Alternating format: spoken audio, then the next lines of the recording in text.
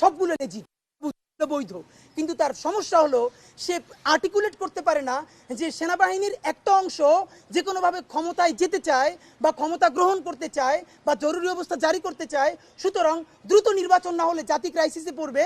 এই কথা সে বললে সেনাবাহিনী তার সাথে থাকবে না, এই জন্য সে এটা বলতে পারে না। নাম্বার 2, উপদেষ্টাদের মধ্যে কেউ কেউ ক্ষমতা প্রলম্বিত করতে চায়, এটাও যদি সে বলে ফেলে মাঝে মধ্যে চাপে পড়ে, এটাও সে বলতে পারে না, এই জন্য সে শুধুই নির্বাচন করে।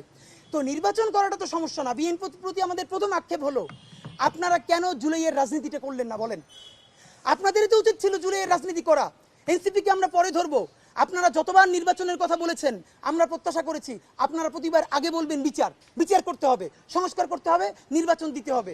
দেখেন আজকে আমরা যারা বিএনপি করি না কিন্তু শহীদ জিয়াকে ভালোবাসি, তারাও তো বিএনপির পক্ষে দাঁড়াতে পারছি নাকি?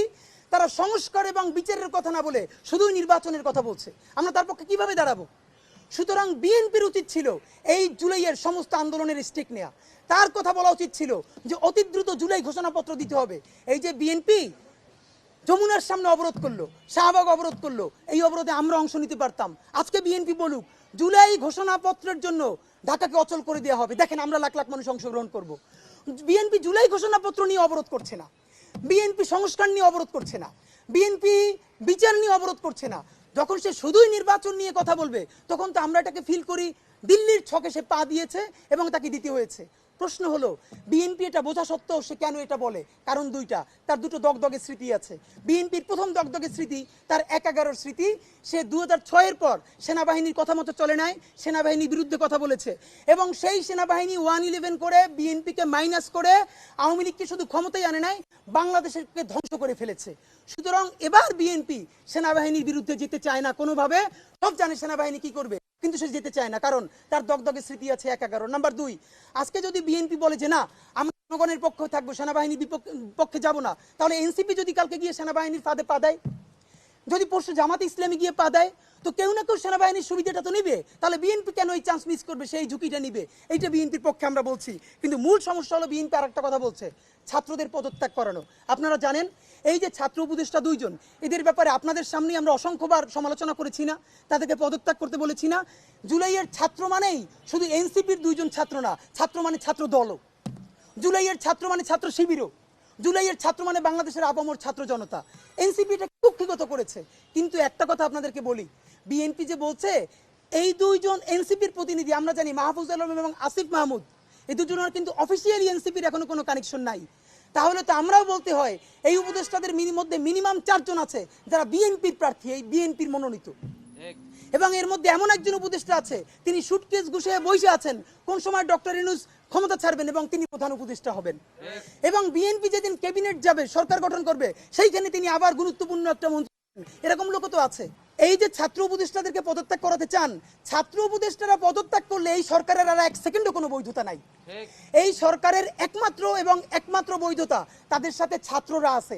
যদিও এই ছাত্ররা সকল ছাত্র না, প্রাইভেট বিশ্ববিদ্যালয় নাই, নারী নাই, অপরাপর দল নাই, এরপরও তারা যেহেতু ছাত্র নাম নিয়ে গেছে, আমাদের প্রস্তাবনা হলো সেখানে ছাত্রদের শরিকানা বাড়ান। প্রয়োজনে ছাত্র দল থেকে একজন নেন, ছাত্র শিবির থেকে একজন নেন, প্রাইভেট বিশ্ববিদ্যালয় থেকে একজন নেন, নারী ছাত্রীদের মধ্য থেকে একজন নেন।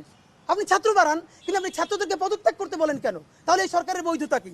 তো বিএনপির ক্ষেত্রে এবং সর্বশেষ আমাদের যেটা, তিনি সরকারের স্পষ্ট দেখতে পাচ্ছি মনে হচ্ছে বিএনপি যেন এখন সেনাবাহিনীর মুখপাত্র। মানে সেনাবাহিনী যেটা অফিসিয়ালি বলতে পারে না সেইটা এখন বিএনপি বলছে। আমির খসরু মাহমুদ চৌধুরী গতকালকে বললেন তার মতো প্রাজ্ঞ রাজনৈতিকবিদ, হ্যাঁ সেনাবাহিনীর প্রধান এই বক্তব্যটা দিতেই পারে, এটা আবার আপনাকে অ্যাড্রেস করতে হবে। আমরা জানি আপনাদের 111-এর দগদগে স্মৃতি আছে, দিল্লির বিরুদ্ধে যাবার কারণে আপনাদের জীবন নাই হয়ে গেছে। কিন্তু দেখেন আপনাদের ক্ষতি হবার সাথে সাথে আপনারাই কিন্তু হেরে যান নাই, আপনাদের সাথে সারা বাংলাদেশ সাফার করেছে, আমরা সবাই সাফার করেছি। আমাদেরকে একা করে দিয়ে আপনারা দিল্লির প্রেসক্রিপশনে চলবেন? আপনারা সেনাবাহিনীর সাথে এভাবে কোনো চিন্তা ভাবনা ছাড়া একাত্মতা পোষণ করার কোনো অধিকার আপনাদের নাই। সর্বশেষ বলি, বিএনপি আপনারা তো আসলে কিভাবে জেনজি আপনাদের সাথে একাত্মতা হবে? দেখলাম দুদু উনি তো ফ্যাসিবাদ বিরোধী আন্দোলনের নেতা, তিনি বললেন বিএনপির যত কর্মী আছে প্রস্রাব কইরা দিলে নাকি সব ভাইসে যাবে এই অন্য। আপনাকে বিনীত অনুরোধ করি, গত 16 বছর আপনারা প্রস্রাব করতে নিষেধ করছে কেডা? মানে গত 16 বছর আপনি প্রস্রাব করেন নাই কেন? আল্লাহর রাস্তায় বলেন। এই আন্দোলনে যত শহীদ হয়েছে, যত যোদ্ধা, তাদের এইজ গ্রুপ 21 থেকে 35, বিএনপি জামাত ইসলামী সকলে আপনারা তরুণদেরকে সামনে আনেন। এই মুরব্বীদের কি কথা বলে দেখেন, বলে প্রস্রাব করলে ভেসে যাবে। এটা তো আওয়ামী লীগ তো বললে আমরা জিব্রে ছেড়ে ফেলতাম। এখন তো আওয়ামী লীগের চেয়ে উনি কি কথা বললো? তা আপনার একটা কথা বলি, এত প্রস্রাব যখন পেটে নিয়ে 16 বছর রয়েছেন, 28 অক্টোবর 2023 পল্টনের সামনে যখন সমাবেশ হয়েছে, গ্রেনেড মারতে পারে নাই, তার আগে বুড়া নেতৃবৃন্দ মুহুর্মুহু কইরে পালাইলেন। আমরা বিএনপির কর্মী না, তবু 1 ঘন্টা সেখানে স্টেজের সামনে দাঁড়াইছিলাম, কোন একজন মাঝারি মানের নেতাও আসে কিনা আমরা প্রতিরোধ গড়ে তুলবো। একজনও পারেন নাই। যত লাখ লোক আসছে, প্রস্রাব করলে তো আওয়ামী লীগ ভাইসে যাবে, তখন প্রস্রাব চাইবে কোথায় রাখছেন? মাথায় উঠেই রাখছেন। ফাজলামি কথাবার্তা বলেন। বিএনপির ব্যাপারে আমাদের কথা না। এবার আসেন এনসিপি। এনসিপির 3টে অপরাধ। নাম্বার 1, সে জুলাইকে কুক্ষিগত করেছে। ঠিক 71-এ মুক্তিযুদ্ধ যেভাবে আওয়ামী লীগ কুক্ষিগত করেছে, এনসিপি জুলাইকে কুক্ষিগত করেছে। মুক্তিযুদ্ধ করেছে সবাই, আবমর, কৃষক, শ্রমিক, জনতা, জনযুদ্ধ। আওয়ামী লীগ এসে বললো আমি যুদ্ধের মালিক, সাথে দিল্লি সংবিধান লিখে দিল দিল্লি, এখানে আরেকটা বাকশাল কায়েম করে এটা আওয়ামী লীগের গঠনতন্ত্র তারা বানাই ফেললো। জুলাইকে কুক্ষিগত তারা করেছে। এই জুলাইকে কুক্ষিগত করার কারণে তারা দ্বিতীয় যে কাজটা করেছে, অনেকেই তারা দুর্নীতিগ্রস্ত হয়েছে। দেখেন, আমাদের কলিজা ছিঁড়ে যায় এই কথাটা বলতে। আজ থেকে 10 মাস আগে যেই ছেলেটা দেখেছি সারা গায়ে আঘাতের চিহ্ন, জুলাইয়ের আন্দোলন করতে গিয়া, সেই সব ছেলে মেয়ে মাত্র 8-10 মাসের মধ্যে কিভাবে কোটি টাকার মালিক হইতে পারে, এই চিন্তা আমাদেরও ঘুম আসে না। 10 মাস তো, আরে রাজনীতি তো আগামী 5 বছরের না, রাজনীতি তো 50 বছরের। কষ্ট করে বসে থাকলে আগামী বাংলাদেশ হয়তো আমাদের, জুলাই যোদ্ধাদের। এখন তারা যে দুর্নীতি করলো, তারা তো এই সরকার পড়ে যাওয়ার সাথে সাথে কেউ যাবে দুবাই, যারা ফ্ল্যাট কিনছে, হাউজিং এ প্রজেক্ট করছে, ওইখানে ব্যবসা কিনছে, কেউ যাবে বিদেশ, যারা মাস্টারমাইন্ড হইছে। এই লক্ষ লক্ষ জুলাই জনতা কোথায় যাবে? আমাদেরকে যে তোমরা এই জাহান্নামের মধ্যে ফেলাই দেবা, এর দায় কিন্তু ইতিহাসের কাছে দিতে হবে, আল্লাহর কাছে দিতে হবে।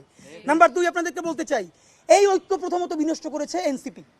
এই যে জুলাইয়ের বৃহত্তর ঐক্য, কত মানে মনে করে ফেসবুক একটা আছে, আগেও বলছিলাম যে ফেসবুক অ্যাকাউন্ট সব ডক্টর ইউনূসের কাছে জমা থাকবে।